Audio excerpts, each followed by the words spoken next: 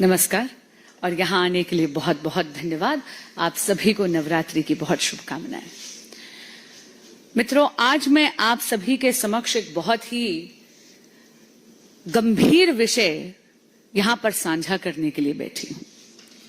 आप सब जानते हैं कि कल दिल्ली फाइनेंस डिपार्टमेंट की एक रिपोर्ट आई है, जिसको मीडिया के बंधुओं के माध्यम से हम सबसे अवगत कराया गया है। इस मीडिया की रिपोर्ट, इस दिल्ली फाइनेंस डिपार्टमेंट की रिपोर्ट से यह स्पष्ट हो गया है कि दिल्ली की अर्थव्यवस्था के विध्वंस के लिए पूरी तरह जिम्मेदार हैं माननीय अरविंद केजरीवाल जी, आम आदमी पार्टी की सरकार और माननीय मुख्यमंत्री आतिशी जी, जो दिल्ली की वित्त मंत्री भी हैं। अचंभे की बात है, 31 साल में पहली बार दिल्ली का जो बजट है वो डेफिसिट में है, यानी घाटे में है, और छोटे मोटे नहीं, 7,000 करोड़ रुपए का डेफिसिट है। इसका क्या अर्थ हुआ? इसका अर्थ यह हुआ, पहली बात, कि दिल्ली में जो एक्सपेंडिचर है यानी खर्चा, वो दिल्ली की इनकम या दिल्ली की आय से कहीं कहीं ज्यादा है। इसका एक और बहुत ही संगीन पहलू है कि ये डेफिसिट जानबूझ के हुआ है। आपको याद होगा, जब विधानसभा के पटल पर यह बजट पारित करा गया तो तब माननीय सीएम आतिशी जी ने, जो तब केवल वित्त मंत्री थी, उन्होंने दिल्ली के बजट के सरप्लस होने की घोषणा करी थी। बड़े बड़े दावे करे थे कि दिल्ली के पास फालतू पैसा है। लेकिन आप ये देखिए कि इसेंशियल इंफ्रास्ट्रक्चर प्रोजेक्ट्स, जैसे कि दिल्ली में अस्पतालों की मरम्मत, नया कोर्ट कॉम्प्लेक्स बनाना, सैलरीज देना कर्मचारियों को, कर्मचारियों की पेंशन और इस प्रकार के ऐसे कई बड़े खर्चे, इनका बजट में प्रावधान ही नहीं करा। They did not make provisions for over 7,000 crore rupees in the budget of Delhi. ये जानबूझ के करा गया क्योंकि दिल्ली सरकार ये झूठ फैलाना चाहती थी, जनता को भ्रमित करना चाहती थी कि दिल्ली के पास सरप्लस पैसा है। अगर आप देखेंगे तो आम आदमी पार्टी की सरकार ने जानबूझ के दिल्ली के अकाउंट्स फज करे हैं। इसलिए आज हम इस अकाउंट फजिंग की और दिल्ली के बजट की सीएजी से ऑडिट और जांच मांगते हैं, और जांच के बाद कड़ी से कड़ी कार्रवाई हो, इसकी मांग रखते हैं। आपके समक्ष कुछ उदाहरण रखना चाहूंगी। माननीय आतिशी जी, केजरीवाल जी और आम आदमी पार्टी की सरकार को पता था कि दिल्ली के पास पैसे की किल्लत है, और इसीलिए आपको याद होगा, अचानक उन्होंने एक पन्ने का ऑर्डर निकाला और 10,000 से बस मार्शल्स को बड़ी क्रूरता और निर्ममता से नौकरी से निकाल दिया। 6 महीने की उनकी सैलरी उन्हें नहीं दी। इसी तरह क्योंकि दिल्ली सरकार के पास पैसा नहीं है, उन्होंने झूठ बोला था कि बजट में सरप्लस है। 7,000 करोड़ रुपए का उन्होंने बजट में डेफिसिट रखा जानबूझकर। आप देखिए, शिक्षा के क्षेत्र में भी उन्होंने वोकेशनल ट्रेनिंग टीचर्स के साथ भी यही करने का प्रयास करा। बड़ी बेरहमी से एक पन्ने के ऑर्डर से उनको भी निकाल दिया नौकरी से। ये तो माननीय उपराज्यपाल जी की इंटरवेंशन हुई तो उन टीचर्स की नौकरी दोबारा बहाल हुई।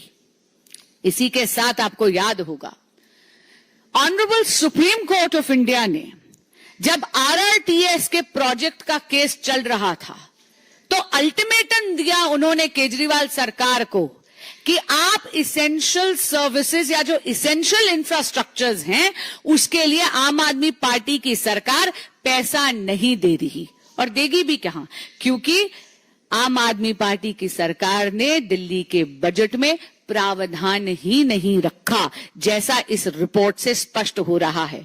सुप्रीम कोर्ट को यह अल्टीमेटम देना पड़ा, आम आदमी पार्टी की सरकार को लताड़ना पड़ा कि हम आपका एडवर्टाइजमेंट बजट जो है उसको हम जब्त कर लेंगे, आपके प्रचार का पैसा जब्त करेंगे, क्योंकि आप दिल्ली के लिए इसेंशियल इंफ्रास्ट्रक्चर के लिए पैसा नहीं दे रहे। अब हाल ही में जब मॉनसून आया था तो आप सबको याद है दिल्ली की क्या बदहाली हुई थी।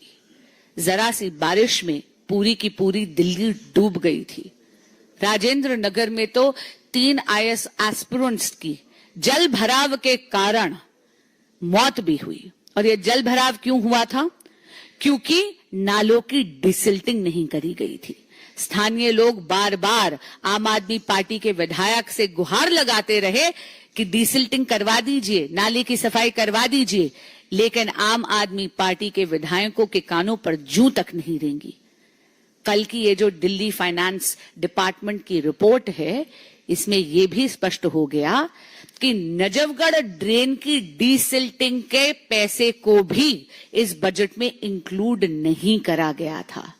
अरे जब आपके संज्ञान में यही नहीं होगा कि आपको नालों की सफाई करवानी बहुत ज्यादा अनिवार्य है, आप उसके लिए बजट में प्रावधान ही नहीं करेंगे, तो स्वाभाविक सी बात है कि आप अपनी जिम्मेदारी भी नहीं निभाएंगे।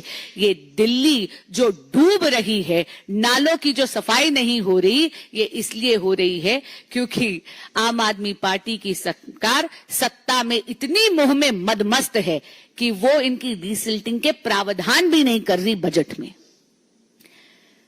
आम आदमी पार्टी की सरकार केवल प्रचार प्रसार और भ्रष्टाचार में लिप्त है। ये ऐसी बेपरवाह सरकार है जिसके लापरवाह मुखिया केवल सत्ता की फिक्र करते हैं, लेकिन दिल्ली वासियों की फिक्र नहीं करते। और इसीलिए 31 साल में पहली बार एक नई उपलब्धि केजरीवाल सरकार ने अपने खिलाफ दर्ज जरूर करवाई है कि पहली बार दिल्ली का बजट 7,000 करोड़ रुपए के डेफिसिट में है। धन्यवाद। जी,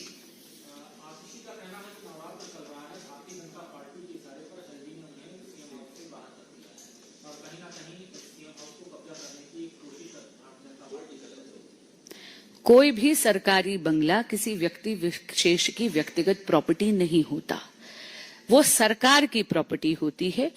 उसको विकेट करने के लिए, उसके आवंटन के लिए, उसको ऑक्यूपाई करने के लिए एक पूरा प्रोसीजर होता है।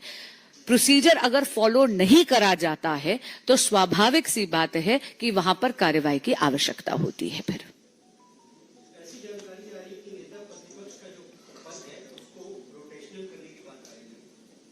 जी बिल्कुल, ये मैंने भी सुना है कि ऐसी बात चल रही है कि नेता प्रतिपक्ष के पद को रोटेशनल करने की बात आ रही है, पर विनम्रता से कहूंगी कि यह विपक्ष का अंदरूनी मामला है। हाँ, इतना जरूर है कि विपक्ष के दलों में ऐसे कई नेता हैं जो नेता प्रतिपक्ष का कार्यभार संभालने के लिए काफी सक्षम हैं, लेकिन अगर इंडिया अलायंस को यह लगता है कि माननीय राहुल गांधी जी पूरी कर्तव्य निष्ठा से अपना ये पदभार नहीं संभाल पा रहे हैं, तो ये निर्णय उन्हें लेना है। लेकिन नेता प्रतिपक्ष के या लीडर ऑफ ऑपोजिशन की पोजीशन को रोटेशनल करने की ये जो बात चल रही है, ये मैंने भी सुनी है, पर ये उनका अंदरूनी मामला है।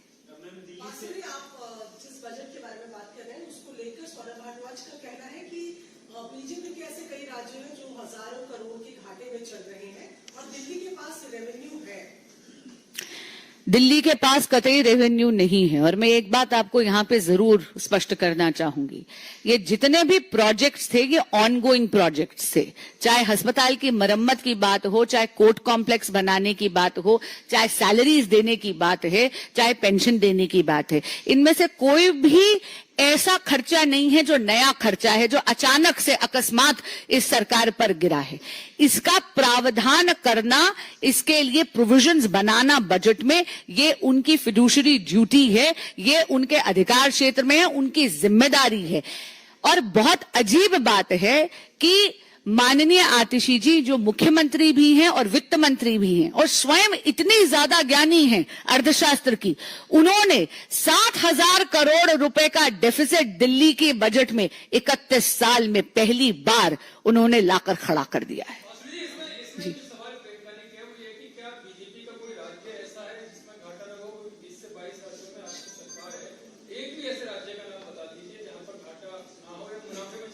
ऐसा कोई भी भाजपा रूल स्टेट नहीं है जहां पर इसेंशियल सर्विसेज पर असर पड़ रहा है।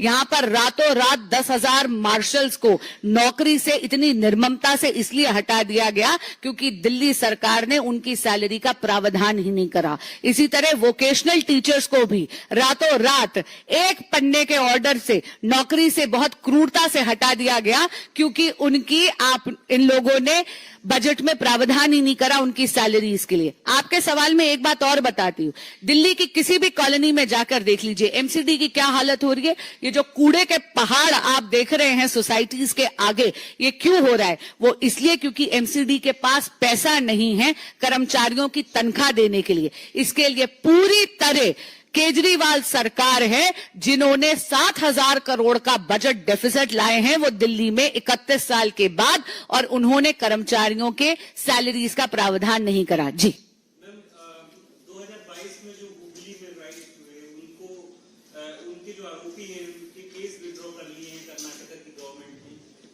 इस पर बीजेपी की क्या प्रतिक्रिया है? इसको मैं हिस्ट्री के लिए दोनों में दोहरा। I'm absolutely flabbergasted. This is nothing but politics of appeasement. This was a very, very serious allegation. There were attacks on a police station. Over 158 people were involved in this case of serious rioting. There were injuries which was caused to police personnel. But it seems that for selfish interests of politics, that is why in case of, like I said, the Karnataka government is only practicing politics of appeasement. I'm really, really shocked to see that the Deputy Chief Minister, Shri Shiv Kumar, actually wrote to the Karnataka Police Department asking for withdrawal of these cases, and this is in contravention to the report submitted both by the police department as well as the law department. ये कुछ नहीं है, ये तुष्टीकरण की राजनीति है और ये बहुत ज्यादा शॉकिंग है क्योंकि इसमें 158 से ज्यादा लोग अभियुक्त हैं इन केसेस में। ये बहुत संगीन आरोप हैं जहां पर पुलिस के थाने पर अटैक हुए थे। न जाने कितने पुलिस पर्सनल्स को इसमें चोट भी लगी थी, उनको इंजरीज भी आई थी। यहां तक कि बोथ लॉ डिपार्टमेंट की और पुलिस डिपार्टमेंट की रिपोर्ट के विरुद्ध जाकर यहां पर आप देखेंगे कि कर्नाटक की सरकार तुष्टीकरण की राजनीति कर रही है। माननीय डेप्यूटी सीएम जो कर्नाटक के हैं शिव कुमार जी, उन्होंने पुलिस डिपार्टमेंट को लिखा है कि ये केसेस विड्रॉ करने चाहिए। अगर देश के रक्षकों की ही ये सरकार रक्षा नहीं कर सकती तो ये लोकतंत्र की रक्षा क्या कर सकती है?